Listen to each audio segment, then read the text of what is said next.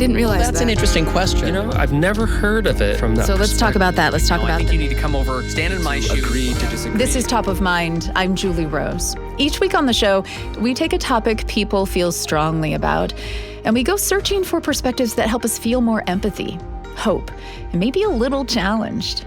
We're not trying to change your mind. We just think that in a world that's so divided, there's power in thinking more deeply about why we see things the way we do. Today, talking about abortion. It was a very tense time. Doctors were wearing bulletproof vests.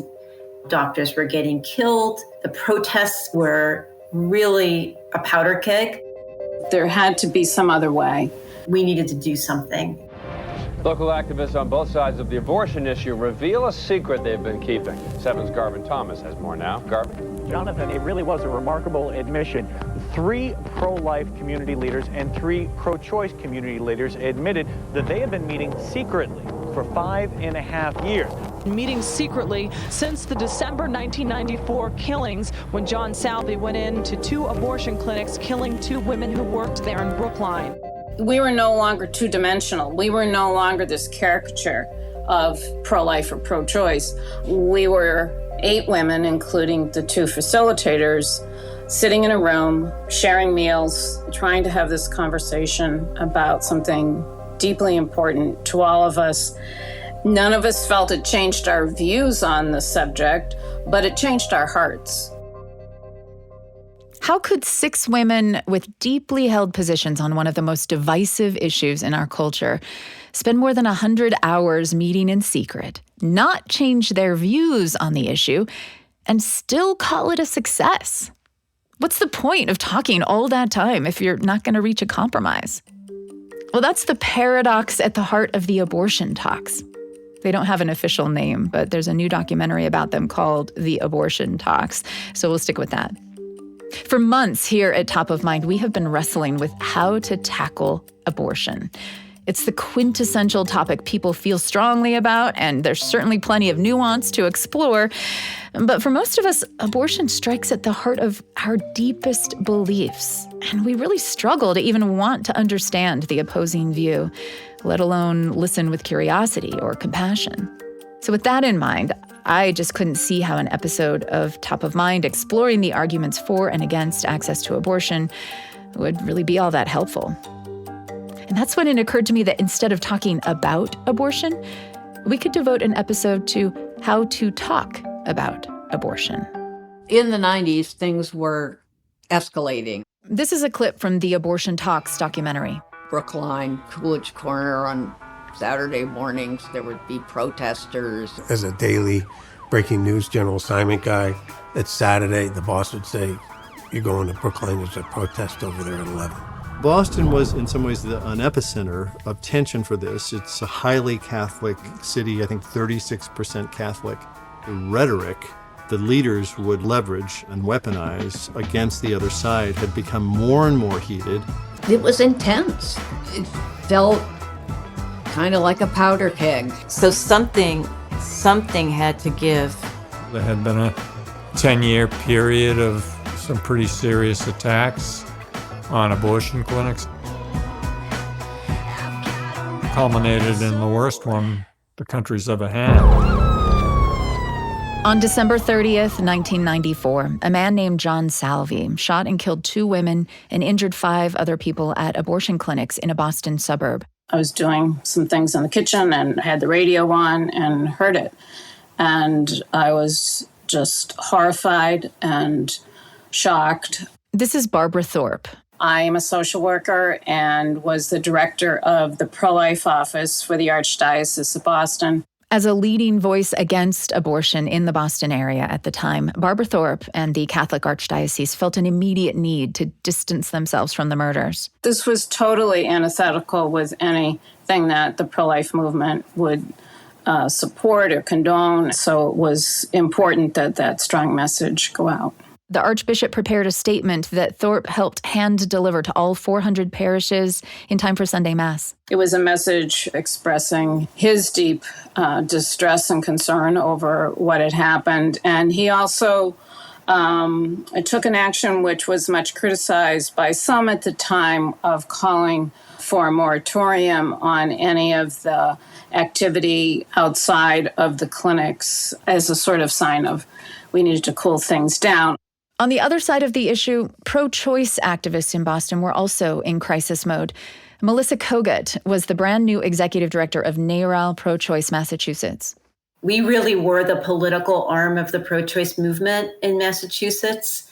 So when the murders happened, it was the week between Christmas and New Year's, and I was in Connecticut. I was visiting my boyfriend's family. This was before cell phones, and I didn't hear about it. Somehow somebody tracked me down, and I immediately turned around and went back to Boston because I knew people would be looking to us for leadership, comfort, what's next. So that was pretty daunting and awful. Were the two of you acquainted personally at this time? No. I actually had never met any of the leaders on the pro-life side until our project. How about you, Barbara? I think the same would be true. Nikki Nichols Gamble was the director of Planned Parenthood, executive director at the time, and immediately struck me as just terrible that she was probably walking distance from where my location was, and that I had never met her. I had never spoken to her. And that was, on me. I had never attempted to reach out and had never tried to initiate anything on my own. That was about to change. Barbara Thorpe and two other prominent pro-life advocates, a Catholic attorney named Frances Hogan and Madeline McComish, head of Massachusetts Citizens for Life, were each approached by an organization called the Public Conversations Project to meet with their counterparts on the opposite side of the issue. Barbara Thorpe said yes quickly. It really seemed like an opportunity that we needed to take. Melissa Kogut, on the other hand? I was a little skeptical when I first heard about this opportunity. I mean, I didn't really know what it was going to be, but to my mind, it was, we're never going to change our minds. So what's the point of this? But she agreed anyway, along with Nikki Nichols Gamble, who was president of Planned Parenthood in Massachusetts, and Ann Fowler, a pro-choice Episcopal priest. It was 4 meetings, that's all we agreed to. And we met in secret. Nobody was supposed to know about it. Why? Why was the secret important to you, Melissa? For me, it was important because I didn't think others would understand. That they would think that I was wasting my time.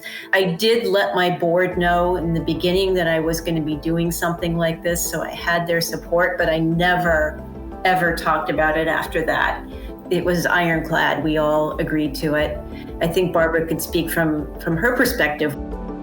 Yeah, I think this level of confidentiality and privacy was really critical. It really was a very fraught time, and to have this really critically important conversation without the worry or the concern of were we going to be having reporters call us and questioning us about what was going on, or that we could just focus on this very early, tender development of a relationship with people that we had deep differences with. And Barbara Thorpe, what did you hope would be the outcome of these meetings? I mean, did you go in kind of hoping maybe you could actually change some minds? Oh, of course. Yeah. Okay. I mean, but on the other hand, I think one of the things that was very important in to enable us to participate was not only was it not about trying to change minds, it was not about even reaching some kind of common ground. That we weren't looking to come out kind of singing Kumbaya and not patting ourselves on the back or something like that. We had seen this horrific attack. So I think it was more that a sense of there had to be some other way. Exactly. And I think we were surprised by these first 4 meetings because we signed up for more afterwards. Yeah. Describe a moment that surprised you, Melissa, in those first 4 meetings where you started to feel yourself cracking open to the possibility of more. Well, it was utterly engaging. I actually walked in thinking I knew everything I needed to know already. And then I realized this is really interesting. I think the first thing we did was we had dinner together, which was really humanizing. And most of our gatherings, if not all of them, started that way. That was really important. And one thing that stood out was the conversation about buzzwords, because if we were going to talk to one another, even the words pro-choice and pro-life were on the table for discussion, because we didn't use the term pro-life in our materials and our conversations because we felt we were pro-life too. So it was a huge concession on our part to use that word, and Nikki on our side never did. And likewise, Barbara, if I could just have you chime in, was it also a huge concession on your part to use the word pro-choice? No, I don't recall it as much. I was probably already using the term pro-choice at the time.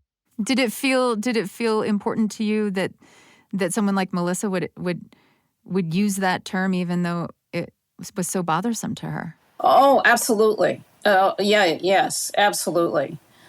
I love Melissa uses this, humanizing and dehumanizing, because it was the humanity of all of us in the room, that we were no longer two-dimensional. We were no longer this caricature of, pro-life or pro-choice. And that's what drew me back, and as I was so just taken with the opportunity to get to know these women who I would never have had on my own initiative in a very, very personal way. Obviously, we talked about the issues, but we also shared our lives with each other. And that was, a very, it's a real gift. Melissa, you mentioned that you found it just deeply engaging, fascinating. Yeah. Was there a moment that you can recall where you felt it changing you? One fundamental change was how I viewed people from the other side. I always thought they weren't educated or intelligent. I made big assumptions that because they were religious, they were sheep or something like that.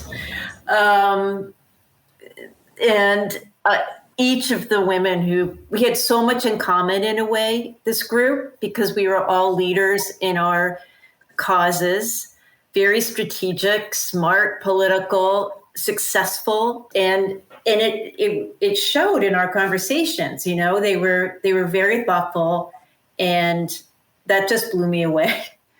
I mean, did that at any point make you want to reconsider or force you to reconsider your own position on abortion itself?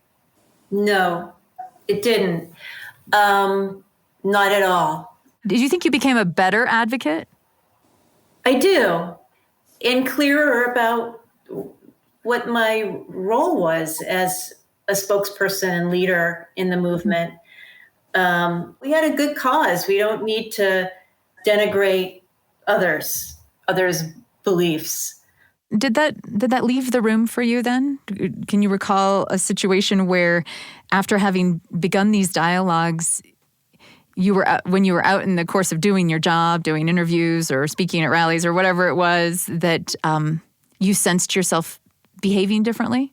Yeah, I was on a radio show. I can't remember what station. I think it was with Madeline. And we were being pushed by the interviewer to engage in a debate with one another in an aggressive way. And I just remember that's not what my role is here. It's not what I am here to do. So you might have, prior to the dialogues, you might have been. Might have. I might not have, but I might have. It certainly, I'm sure, affected things that you and Madeline actually knew each other quite intimately at this point, unbeknownst maybe to the radio interviewer. Yeah, that's true. Interesting. How about you, Barbara? Did you at any point sense yourself doing your work differently as a social worker, as an advocate? I think that, as Melissa said, we didn't change in fact, I think all of us would say that we were more passionate about our position and more engaged. But I think part of that was because we were really encouraged at all of the meetings not to debate the subject, but to look for deeper understanding. So we were always asking the other person, can you tell me more about how you see that? Or I want to understand more, or I don't understand this. Can you speak to me? It wasn't, the typical way that you're in a conversation over something where you're divided on is you're already planning your rebuttal to somebody while they're still speaking. You're ready to come out hard. Was that difficult to learn? Was to kind of get the hang of, Barbara?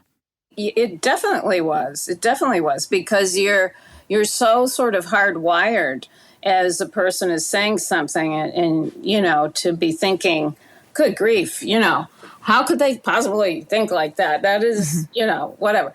So there were different sort of just rewiring, to be really unafraid to ask the deeper questions. So that it was much more challenging.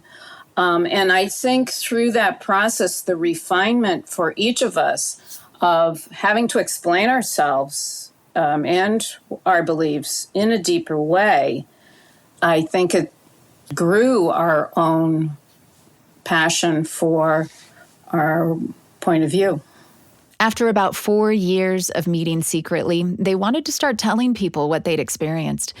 But it took another year to agree on how to do that. Ultimately, they published a joint article in the Boston Globe at the end of January 2001. Talking with the Enemy was the headline. It got a huge response. The women were invited on TV and radio and spoke at community events. Both Melissa Kogut and Barbara Thorpe were surprised at the reaction. I can remember one woman coming up to me at an event and saying, it's not about abortion, but I have had such difficulty on another subject within her family they were deeply divided about. And she said, this gives me so much hope. And I could not have imagined that somebody was, translating this to something that was so personal to them and would bring hope. So I was very touched by that. Melissa, was there any aspect of the response to that article? Yeah. We got tons of feedback from our supporters that they were so pleased that we had participated. I was incredibly moved by a letter we got from the editor of the Boston Globe, who told us that this was a highlight of his career, that he was so proud to have published this. And, we just felt really good about it. There was a lot of positive ripples out there. It seemed that there was sort of this intense relief that these people who were so divided on something clearly actually liked each other, laughed together with each other. And I think people so appreciated it and just were relieved by it, that sort of these groups of people who represented such differing points of view seemed to have a very nice relationship.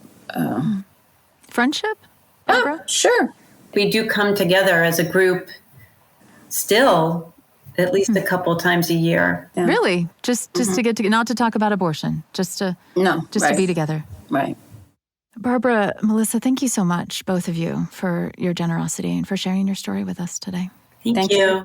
Barbara Thorpe, Melissa Kogut, and the 4 other women who joined them in those conversations are featured in a new documentary called The Abortion Talks. It was their article in the Boston Globe that caught the attention of filmmaker Josh Saby. At the end of their article, they said this. They said, "In this world of polarizing conflicts, we have glimpsed a new possibility, a way in which people can disagree frankly and passionately, become clearer in heart and mind about their activism, and at the same time contribute to a more civil and compassionate society." I mean, if this is true, it's pretty amazing. This is Top of Mind. I'm Julie Rose. My name's Josh Saby. I'm married to Sarah Perkins. We are a filmmaking team. I'm Sarah Perkins. I'm one of the co-directors on this project. The Abortion Talks. Why did you choose to tell this story? What led you to the Abortion Talks as a subject of a documentary that you wanted to make? Well, we knew we wanted to make a documentary about polarization in this country. My brother actually sent me the original article that these 6 women wrote, and I read it, and we started reaching out and got in touch with eventually all 6 of them and started the process of making the film and telling their story. Were you already making this film before the Supreme Court's decision on Dobbs that overturned Roe versus Wade and left abortion up to states? Yes. In fact, when we first started making this film, looking for, support and funding or whatever, we got some feedback. First, that abortion was a tired issue and nobody was talking about abortion anymore. And second, that the characters were too old and not interesting enough. And I think both of those are manifestly untrue. You couldn't have known that it would become as relevant as it is in this very specific moment. What do you see as the importance of this film for this moment in America? Yeah, in preparing to make this film, we watched every single abortion documentary that we could possibly find on every single streaming platform. And because of that, I can confidently say this is the only abortion documentary I know of that makes a sincere effort to present both sides with dignity and fairness and interest. And I think it is very likely the only abortion documentary in the world, the only documentary in the world, that a pro-life activist and a pro-choice activist can come out of the theater with a newfound respect and understanding of the person sitting across the aisle from them. And I think that's important. And that's what makes this movie and this story matter right now. And what's so interesting is that it's not, I wouldn't actually call it a documentary about abortion or abortion rights. Right. It's a story about how to talk about abortion in a way that can do something other than just divide us. It's about a conversation, and it's about, 6 very brave women who decided to do something that was very hard. And in that sense, yeah, I think absolutely it applies to people who are struggling to talk about abortion, but also really anybody who is really struggling to figure out how to have difficult conversations with people they really care about. The nuts and bolts of the talks themselves I found quite fascinating because they were not at all freewheeling. They were very structured. You have one of the facilitators featured prominently in your film, Susan Podziba. And I want to play a clip where she's talking about one of the first things they did when they all came together. And the women talk about how they were terrified to go to this meeting. Like, what's going to happen? I've never sat across the table from these other women. And, there was just this terrible shooting, these murders that everybody's angry. It's just a big emotional thing. They go to some basement in somebody's house and they're meeting. It's all cloak and dagger, very secret. And some of the earliest meetings, I get the impression from the film, were taken up with a lot of sort of like laying the ground rules, which is a really important part of the dialogue framework that these talks laid out. So here's a moment in the film where Susan Podziba, one of the facilitators, is explaining how they had the group list off all of their hot button words. Unborn child, feminazi, murderer. We listed out, maybe 100 or 200 words on flip charts, and we posted it all around the room. And then we said, now we want you to discuss the issue of abortion without any of those words. I remember at one point thinking, we're not going to be able to talk about anything because every word we use is unacceptable one way or the other.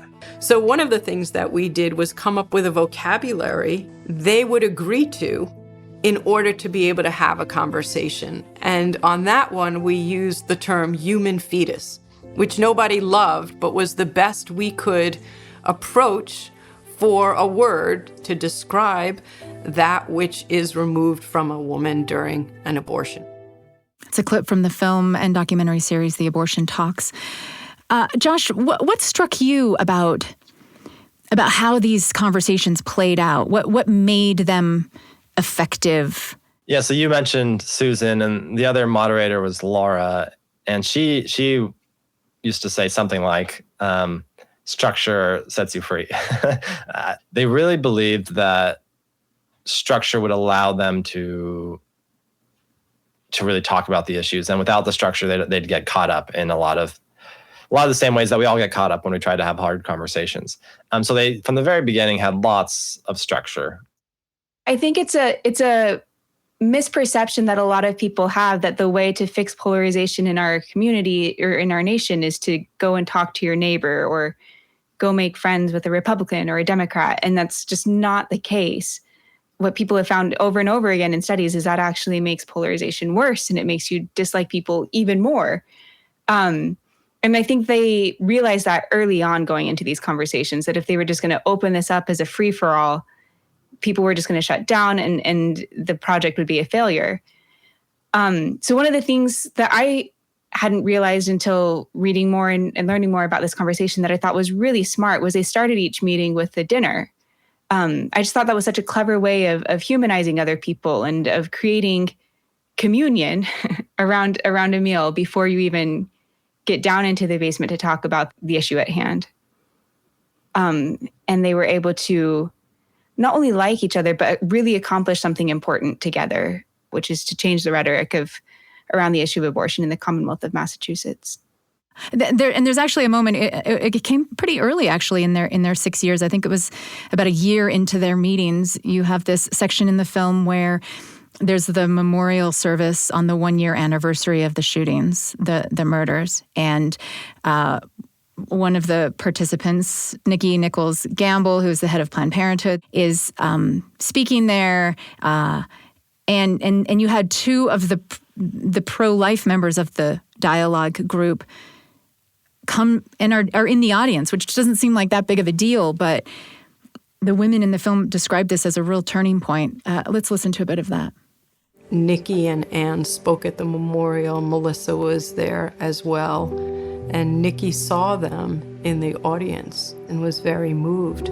Instead of seeing the whole pro-life movement as wanting to harm her, she saw two women that really cared about her. Afterwards, she said, I could have used this as a fundraiser. I could have said, we're under attack, we need your support.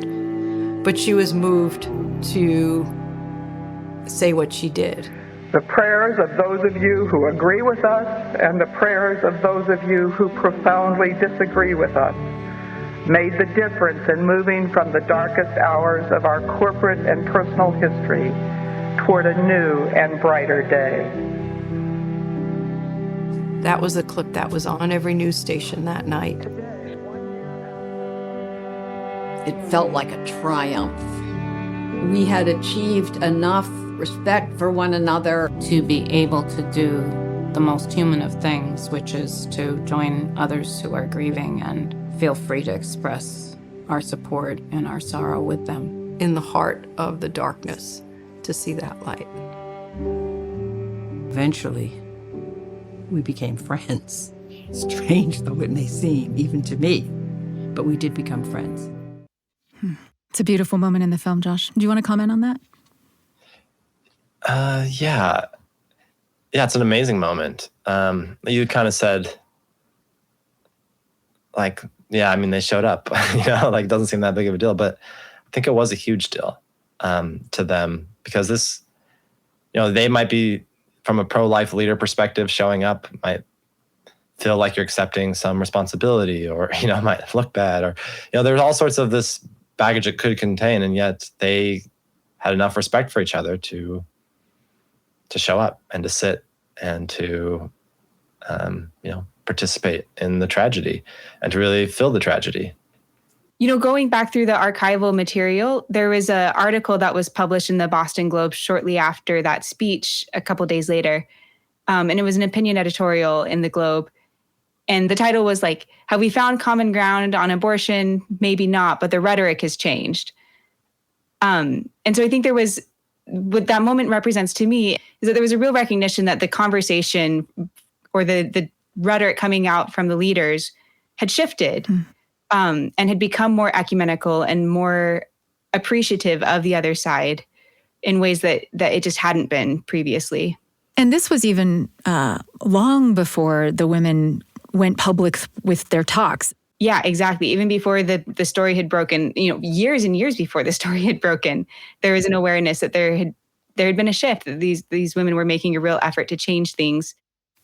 There was a real light bulb moment for me trying to get my head around how just being in a room and talking about why you feel so strongly about about this issue would lead to such close bonds.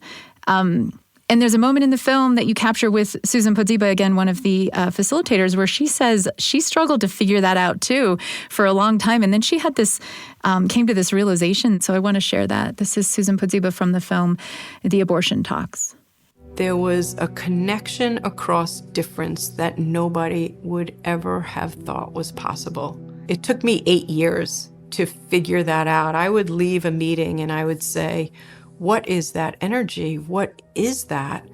What in nature exists that will help me understand this bond across unbridgeable gaps? And I wound up talking to an MIT physics professor who said, you're talking about nuclear energy. An atom has a nucleus. The nucleus has protons and neutrons in it. The protons should repel because they have positive charges. But if they're close enough, the nuclear force holds them together.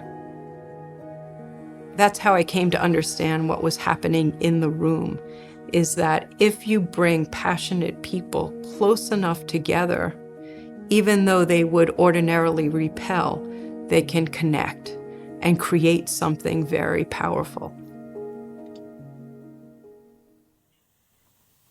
Josh, how did that metaphor strike you? Yeah, I mean, you're not the first person to say that was a light bulb moment for them. Several people have approached me after watching the film and come with that exact moment, like that was like a profound realization for me. And so I think we're all watching this. We're trying to figure out what? Like, why do these talks matter, right? Like, what did they accomplish? And this sort of gives us at least I think the beginning of an answer where you realize that there's this profound energy and connection that can exist across difference, right? They're often, in rhetorical theory, called cross-cutting structures. This is the way in which people meet across difference, right? Churches are often cross-cutting structures for people of different political beliefs. Lots of civic organizations, have historically been these really important cross-cutting structures that maintain a country and civility, and it stabilizes us. And on a personal level, it stretches us. It also helps us become more secure in our own opinions as we're able to navigate them. We become more comfortable and more powerful. You begin to understand that this actually really mattered, and what they accomplished was actually really profound. Josh Saby and Sarah Perkins are filmmakers of The Abortion Talks, which is a new documentary that's now available for screening by any group, a church, school, community. It comes with a discussion guide and sometimes even the participation of some of the women who were part of those original talks. To get more information on that, go to abortiontalks.com. And next, we'll get practical advice on how to dialogue about big issues rather than debate. This is Top of Mind. I'm Julie Rose. The women who brought the 6 activists in Boston together for dialogue were named Susan Podziba and Laura Chasin. We've heard from Susan already in those documentary clips. Laura died several years ago, but the organization she founded is called Essential Partners, and it continues to build on the framework they established with the abortion talks. John Saroof is co-executive director of Essential Partners. When people go through a dialogue and realize I actually care about that person on the other side that I thought was a stereotype, that is one of the most freeing and beautiful things you can witness. It's really the gift of being a facilitator. It's the gift that I get every time I do this. Essential Partners now has trained facilitators like John Saruf, leading dialogues in 20 different countries. Most are not about abortion. They're about guns or immigration or police or schools, really anything that divides a community. But abortion is the issue they started with in Boston in the 90s. Our founder, Laura Chasin, was watching one of these debate shows where there are two people on either side of a moderator, pro-life, pro-choice. And in a minute and a half, it turns into chaos with all four people, yelling over each other. It was that video clip that prompted her to go to her colleagues. They were a group of family therapists, and they were looking at this conversation that was happening in the world, and they were saying, oh, that looks an awful lot like what we see when we're doing family therapy and something escalates, when somebody says something and somebody responds in a particular way and they get stuck in this escalating cycle. We have ways to deal with that. So they started to experiment, and they called their first set of experiments, and for the first 20 some odd years of our organization, we were called the Public Conversations Project. When the women who were in the abortion talks went public, it was the article that they wrote that I studied in grad school that actually turned me on to the idea of dialogue. It was assigned to me in my intercultural conflict class, and I'm sitting there reading all of these books about wars and about conflicts in our own country, and I'm thinking, how does anybody talk to somebody who's done those things to them before? And then I come across this article, and here are these 6 women talking to each other after having been in a place where they really saw each other as the enemy. And I thought, this is the answer that I've been looking for. Something is going on here that unlocks a mystery for me and really becomes my life's work. What is it about abortion, do you think, that makes it in particular so difficult for people to talk about? These are our most fundamental values at stake. For some people, it is life or death. For some people, it is at the heart of their beliefs about how we value human life. For some, it is about autonomy and control over one's body. And when you go that deep, you're going to have a difficult time talking about that. So why try? Why dialogue instead of sort of... I mean, most people don't talk about abortion. You see the people on both sides sort of yelling, and there are like very loud voices. But I think it's fair to say that most Americans try to avoid bringing that up or talking about it for this very reason, right? It just doesn't seem like it's going to end well no matter how you try. So why should everyday Americans risk it? Because it's so important. Because people are making decisions about how people live and what they can and cannot do. And in a democracy, we believe that people should have some say in that. And it shouldn't just be on voting day. We actually have to have these conversations every day. And I think the reason that people are so scared of having these conversations is that we don't know how to do it well. And when we've tried to do it, we've set it up in such a way that it actually becomes pretty toxic and divisive. I mean, when we watch these conversations on TV, they're set up that way. Of course, you're going to have people yelling at each other. But actually, if you look at all the data, there are a lot more people who actually have far more nuanced beliefs about this than most people would believe. And we actually have a lot more overlap and common ground on this. But when a conversation is broken, you can never get to that place. So what is the goal? What should be the goal? Because the abortion talks, in the 90s, none of these women changed their minds. In fact, they became even more sort of secure in their pro-life or their pro-choice views, right? So what is, if you're not actually, if there's the possibility that there won't be common ground, do you still go in looking for it? It depends. If people want to try to find common ground, and that's what they're there for, of course, we'll support them in having that conversation. Does common ground often get found in dialogues because people have spoken in ways that they weren't speaking before and revealed more information where they begin to see their overlapping interests? Absolutely. Is it the reason or the purpose that we go into it for? No. And so why do it? Well, in certain cases, like in this one, it is to bring down the temperature of what had become a violent conflict. And that worked. Second, for the women who did this, they cite that the relationships that they built across these differences were fundamental to their own lives. When people go through these dialogues, they actually both humanize the other people, but they themselves feel humanized. Beyond that, there is so much more we have to work on together. If these women were to speak and talk about all the things that they care about, they would probably find a lot of issues that they can advocate together on.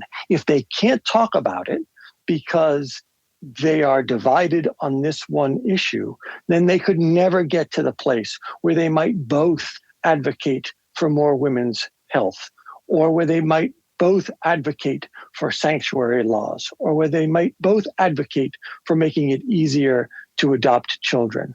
Right? Oh, that's really interesting that by willing to go to the hardest topic and at least find some humanity in one another on that topic, that it can open up the space to deal with other topics that you can agree on. And so that, because I was intrigued in this guide that Essential Partners has recently published, a guide to dialogue about abortion. There are, 6 or 7 very specific one-page kind of outlines of here's a kind of dialogue you might consider having, and here's how you might want to approach it, and here are some of the questions you might want to ask. Right. And one of them doesn't really seem to fit because it's not explicitly about abortion.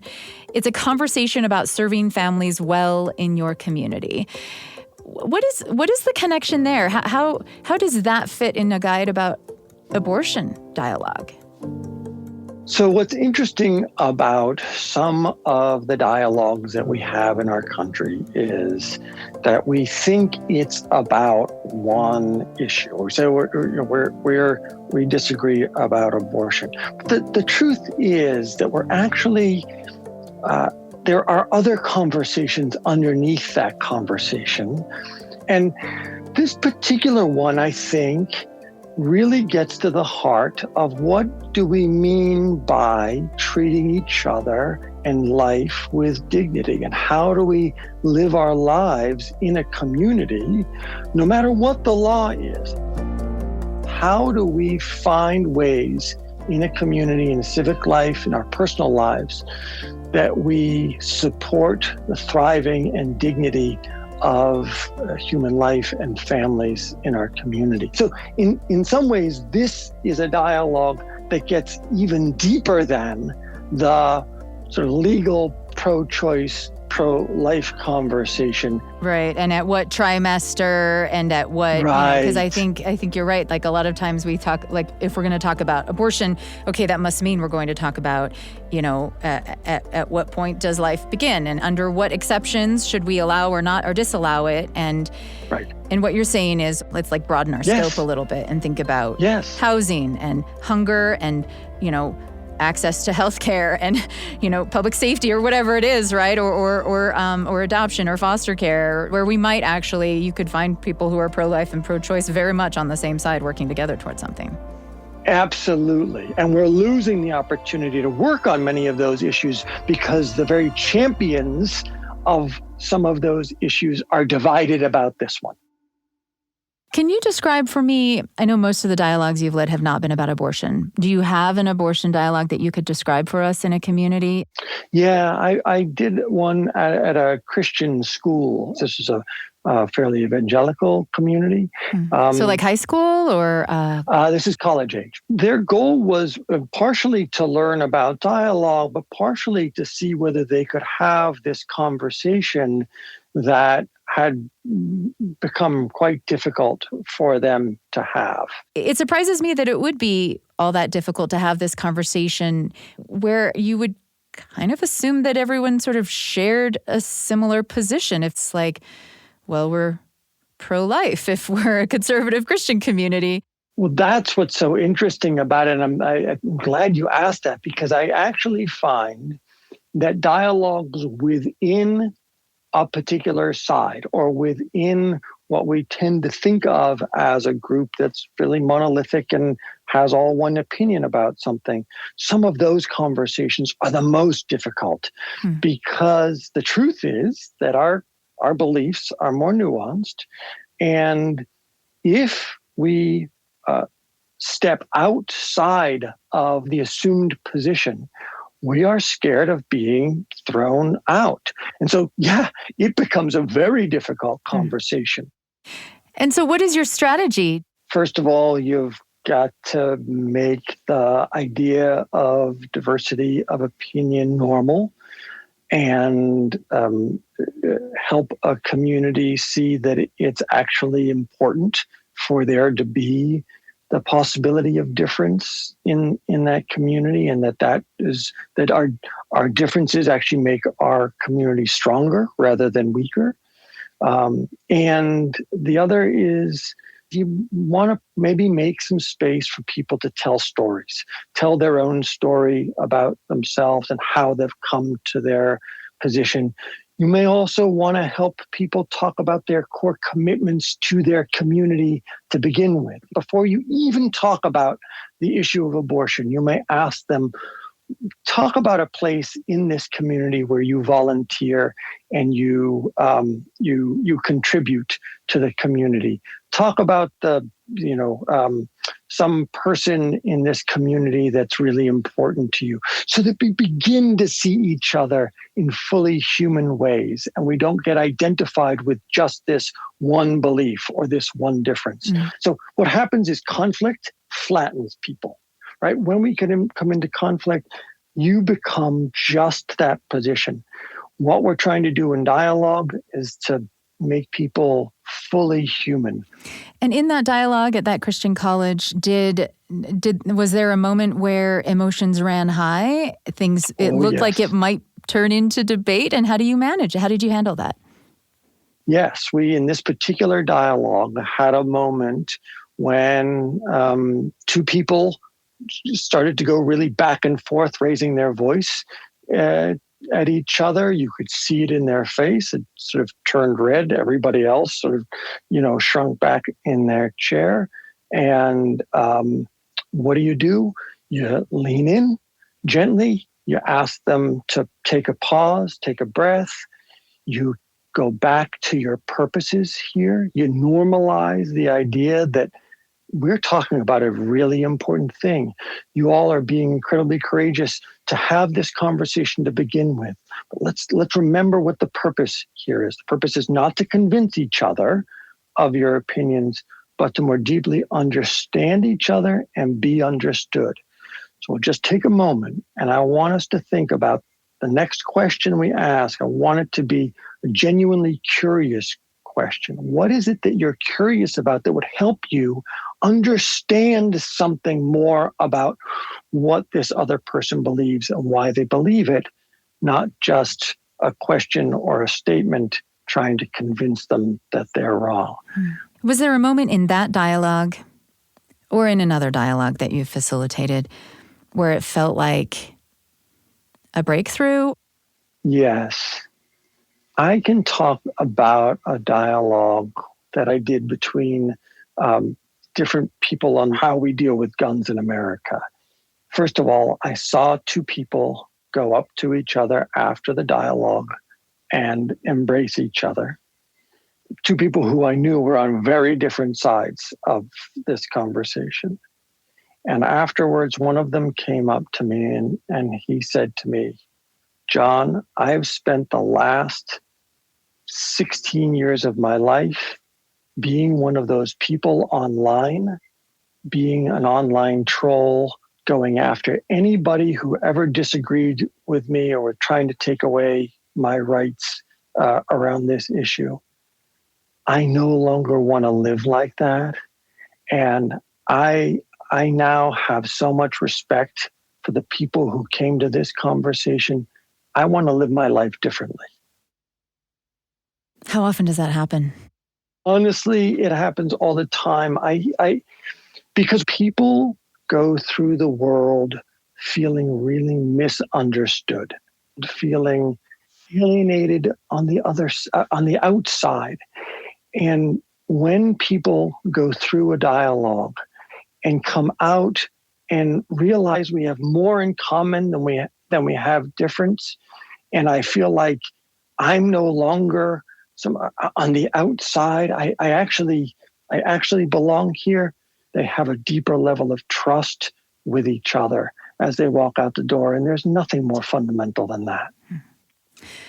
John Saruf is a dialogue facilitator. He's co-executive director of Essential Partners, and they have a whole bunch of free resources for dialogue on their website, including a guide to dialogue about abortion that we've referenced in this conversation. That website is whatisessential.org. John, thank you so much for your time today. Oh my goodness, thank you so much. It's been a pleasure. By the way, the abortion talks actually helped to inspire our new series of conversations on Top of Mind called Stick With It, where we talk to people who've encountered a perspective or a situation that challenged them, maybe in a big way. And instead of getting defensive or shutting down, they chose to stick with that discomfort, to stay open and curious. And because of that, they became more clear about their own views, or they felt new empathy or built a new relationship. Or all three of those things, like happened with the women in the abortion talks. Now, theirs is a pretty dramatic example, but I think these stick-with-it moments happen all the time in our lives on a small scale, too. And we want to get better at recognizing them. Can you think of a time when you resisted the urge to back away from a challenging idea or situation? And by leaning into the discomfort, you found something new that's made you a better citizen, kinder neighbor, or more effective advocate? I'd love to hear it. Email your Stick With It story to topofmind@byu.edu. Top of Mind is a BYU radio podcast. Today's episode was produced by me with help from Cole Cummings, Vanessa Goodman, and James Hoops. Our sound designers are Trent Reimschussel, Brandon Lewis, Christian Makatel, and Mitchell Towsley. I'm Julie Rose. We'll talk soon.